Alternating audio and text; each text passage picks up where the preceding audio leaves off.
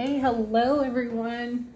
Happy Friday. I am Meredith. I'm here with our message for the 17th of October, 2025. Tuning into our beautiful energy atmosphere, what's on offer to us, how are we engaging in our gifts today. We have the sun in Libra, the moon is in Virgo. We've got our retrograde still charging away over there. Neptune, Chiron, Saturn, Uranus. I think there's one more. I can't remember it right now. Or is that all of them? Oh, that's it. That's plenty. All right, let's see what's on offer to us today. Our first card is, hey, the Emperor's back again in the first position. Although the Emperor was paired with another card yesterday.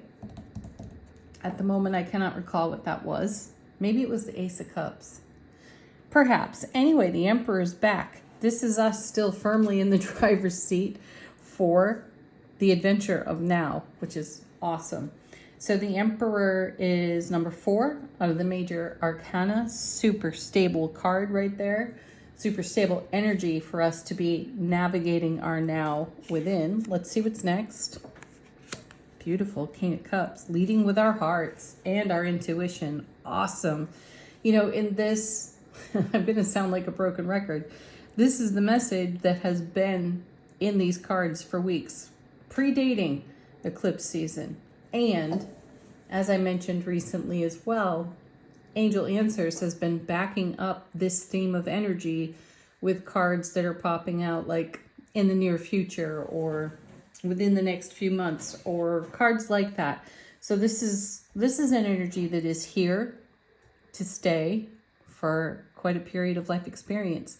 And woven into that has been all this encouragement for us to really focus on what we are creating, to even recognize that we are the magicians doing all of the creating, and the universe simply responding with a yes to us. How sweet is that? And I'm feeling that strongly here in our first 2 cards. What's next? Well, another 4, and one of our happiest 4s. It's the 4 of Wands, and it is the happiest card in the minor arcana of tarot. So again, super stable energy. 4 of Wands is about celebration, happiness, living well, living our best life, right? Excellent. It can speak to a celebration that is upcoming for some of you. Trust that it's going to be amazing. Let's see what's next. We have 2 cards. The first is, honestly, folks, 2 of the happiest cards in tarot right next to each other. The Sun, brilliant clarity, everlasting strength. Oh, excuse me. No, that's the, oh my gosh, I'm mixing up my cards. That's the Ace of Swords. But still, you have brilliant clarity with the Sun, but you have love and happiness and the ability to see, hear, feel, know, perceive so well that our direction is clear. And look what it's powered by. It's powered by our experience, our knowledge, our wisdom, our heart, mind coherence, our deep, deep intuition in a celebratory way. And again, brilliantly clear. There is nothing hidden from our sight.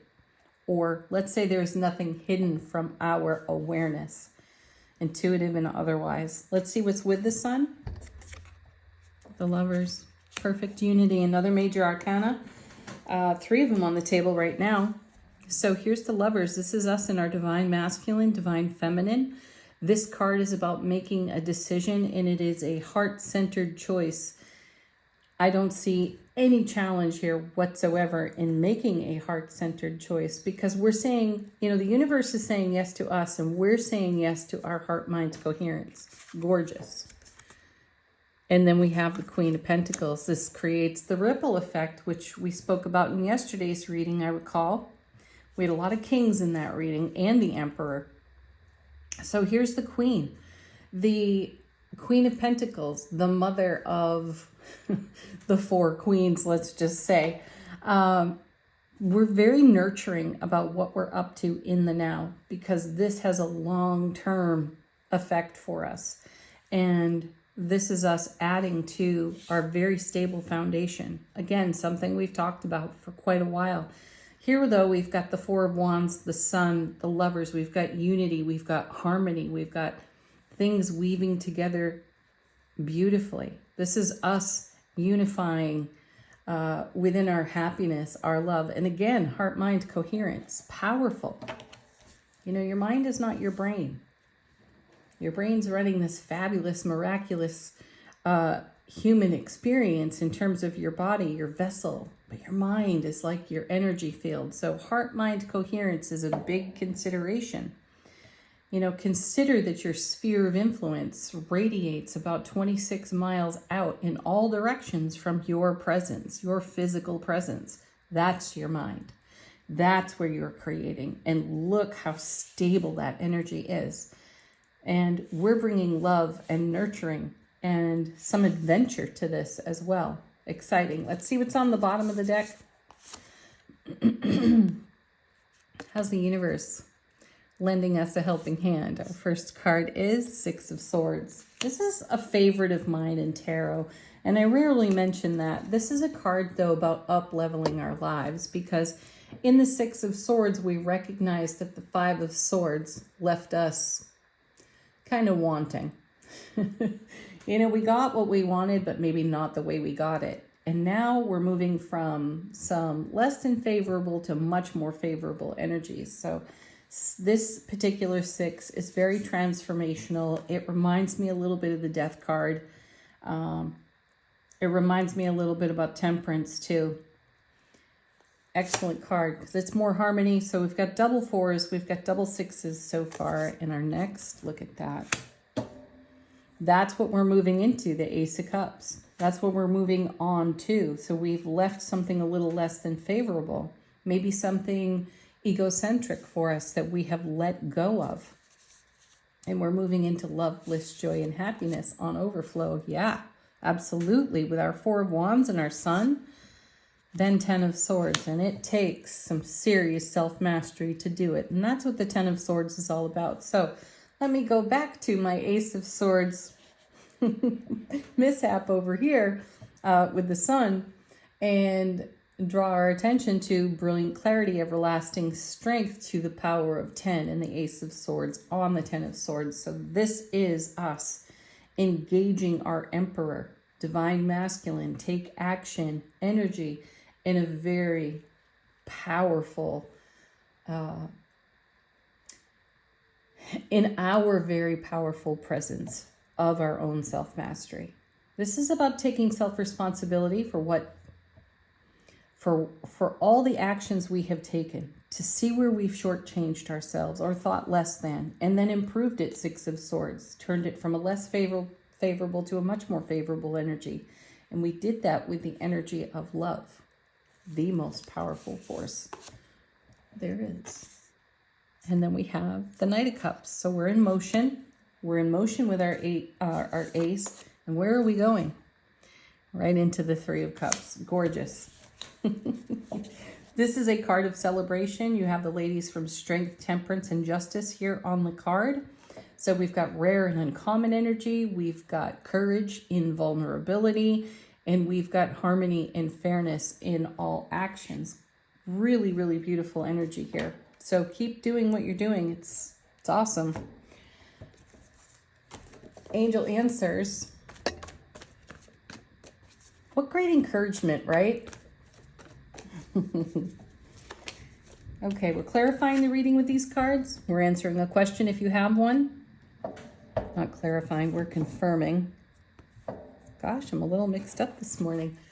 Confirming the reading, answering a question if you have one, or receiving a completely fresh message. Big happy changes falling right out of the deck. You gotta love it. It's your happy that makes the big change.